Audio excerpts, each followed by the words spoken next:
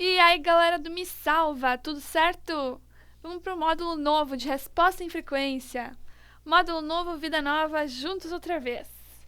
E nessa primeira aula a gente vai ver uma introdução ao que é a resposta em frequência. Então, para começar, o que é essa tal de resposta em frequência? Bem, galera, a gente sabe que um sistema, quando a gente coloca uma certa onda na entrada, uma onda qualquer, uma senoide, um cossenoide qualquer, a gente vai ter uma outra onda na saída. Mas essa onda vai depender das características do sistema. O mais fácil de visualizar essa sistemática de ondas é uma mola, certo? Digamos que a gente tem uma certa mola, a gente aplica aqui um certo deslocamento, a gente vai ter uma certa onda na saída, beleza? Mas como é que vai ser essa nossa onda? Vamos ver um exemplo aí, como o da mola, que é fácil de ver, que é um pêndulo. Eu tenho aqui uma tampinha de caneta. Vamos ver como é que ela se comporta quando eu faço uma oscilação aqui na minha mão. Oscilação bem pequena na mão, eu tenho uma amplitude bem grande de oscilação da caneta, certo? Vamos tentar agora uma oscilação na mão com a mesma amplitude, só com uma frequência diferente. Estão vendo que a caneta está praticamente parada? O que eu fiz aqui foi variar a frequência. Então, para um certo sistema, variando a frequência, o que vai mudar? Primeira coisa que a gente viu, a amplitude. Outra coisa que não é tão fácil de ver, mas que também acontece, quando eu faço essa pequena oscilação aqui na frequência, eu posso ver que a minha caneta vai para o lado contrário do que está aí na minha mão, certo? O que isso significa? Que variou também a fase. Eu vou estar aplicando uma onda que vai começar aqui de 0 e na resposta eu vou ter uma onda que vai ir para baixo aqui em 0, que vai, na verdade, começar uma fase de alguns graus de diferença, que é a diferença de fase. Então, essas são as duas coisas que mudam quando a gente varia a frequência da nossa entrada. Beleza? Agora que a gente viu o que é a resposta em frequência, que é a variação da saída dependendo da frequência da entrada, a gente vai ver por que estudar isso aí. Até agora, a gente viu os sistemas com uma resposta no tempo. A gente via uma resposta ao salto, e dessa resposta a gente tinha um certo tempo de acomodação, um certo overshoot. Agora, o que a gente vai fazer é ver a resposta à frequência de um certo sistema. A gente vai aplicar várias ondas diferentes e ver como o sistema se comporta em cada uma dessas ondas, certo? Para ver qual vai ser a resposta em frequência desse nosso sistema. Por que a gente faz isso? Porque em alguns sistemas, alguns projetos de controle, o que a gente vai querer não vai ser um certo tempo de acomodação ou uma certa amplitude, vai ser alguns critérios de frequência. Como tal frequência 10 até 100, eu quero que o meu sistema tenha um ganho de 0,5 e assim por diante, ok? Dependendo dos critérios que a gente vai querer.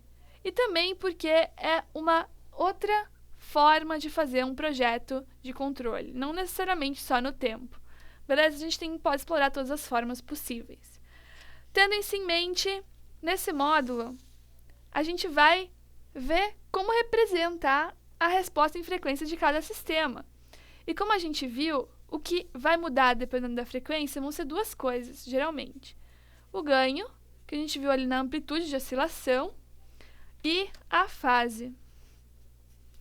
Então, a gente sempre tem que dar essas duas informações quando a gente representa uma resposta em frequência.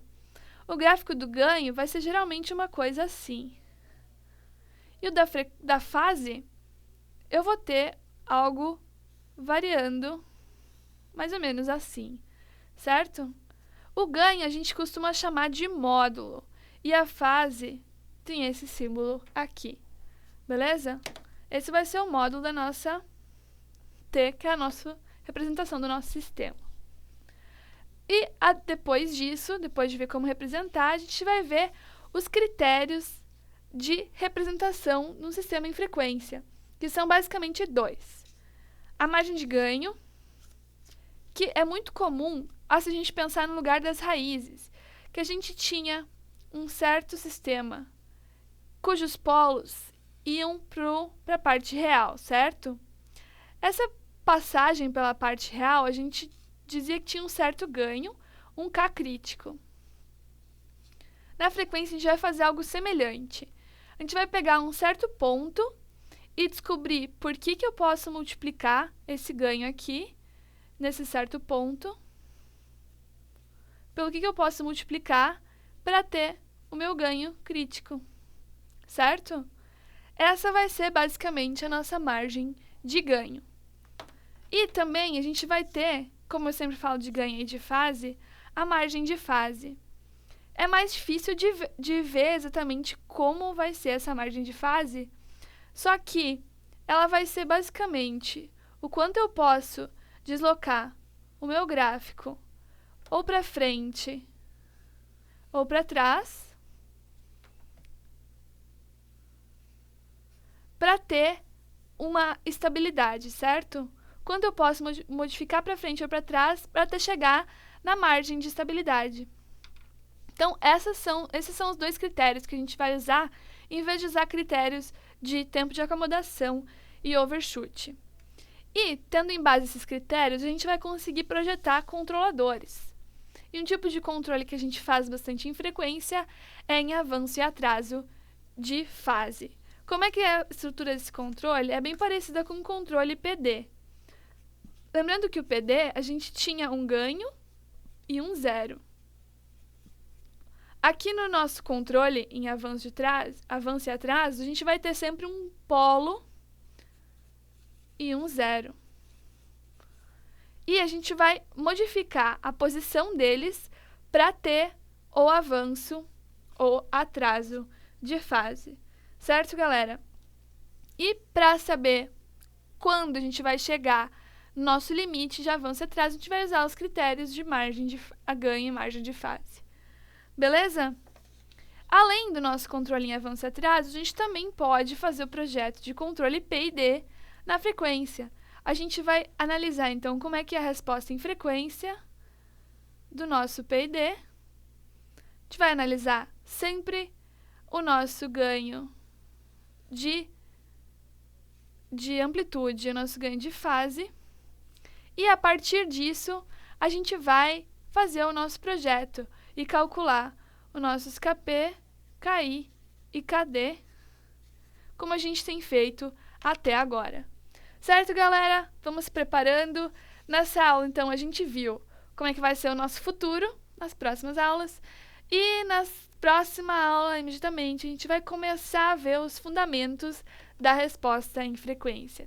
Então tá, galera? Nessa aula era isso. Até a próxima. Tchau, tchau!